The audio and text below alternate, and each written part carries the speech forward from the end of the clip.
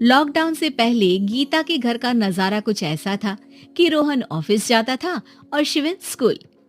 जिनके घर से जाने के बाद गीता काम खत्म करके बाकी समय आराम करती थी। लेकिन लॉकडाउन के बाद ऑफिस और स्कूल घर में ही खुल गए और इससे गीता का हाल वो तो आपको देखने में ही मजा आएगा। शिविन, ओ शिविन, महाराज उठने के लिए क्या 21 तोपों की सलामी लेंगे? अरे बिस्तर से बाहर निकल, ऑनलाइन क्लास स्टार्ट होने वाली है। अरे तुम भी हद करती हो, स्पीकर की तरह चिल्लाने की क्या जरूरत है? दिख नहीं रहा मेरी कॉन्फ्रेंस चल रही है। अब कैमरा और स्पीकर ऑन कर रहा हूँ, मुझे कोई शोर नहीं चाहिए। इस पर जैसे ही रोहन लैपटॉप का कैमरा और स्पीकर ऑन करता है तभी कुकर की सीटी बजती है। करा लो अब इसे चुप। लॉकडाउन नहीं हुआ, मेरी मौत का फरमान जारी हो गया। दोनों बाप बेटे ने नाक में दम किया हुआ है। ऐसा बोलकर गीता वहां से शिविन के कमरे में पहुंच जाती है, जहां शिविन अभी भी सो रहा होता है। ओ आलसी, अब अगर 5 मिनट में नहीं उठाना तो आज तेरा गेम और यूट्यूब कैंसिल।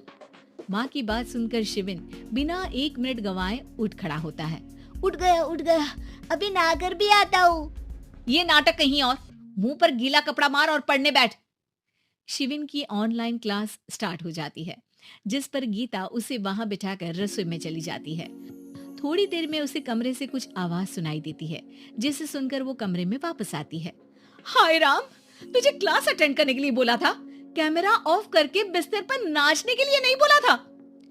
मम्मी मुझे कुछ समझ नहीं आ रहा, आप बाद में पढ़ा देना ना, वैसे भी अटेंडेंस तो लगी गई है।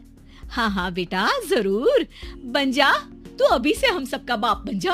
अरे नहीं मतलब कहाँ से लाते हो इतना दिमाग, और पढ़ाई करते हुए ये चला कहाँ जाता है? नाइस क्वेश्चन, दिमाग से पूछकर बता दूंगा। शिविन की बातों से परेशान होकर गीता उसे मारने के लिए जैसे ही आगे बढ़ती है तभी वो कमरे से बाहर भाग जाता है। अब शिविन आगे और गीता हाथ में चप्पल पकड़े उसके पीछे पीछे पूरे घर में दोनों घूम रहे होते हैं। इसी बीच वो रोहन के पास पहुंच जाता है और शिविन को मारने वाली चप्पल रोहन के लैपटॉप पर जाकर गिरती है। ओए माँ! मम्मी, अब पापा को चप्पल मार रही हो?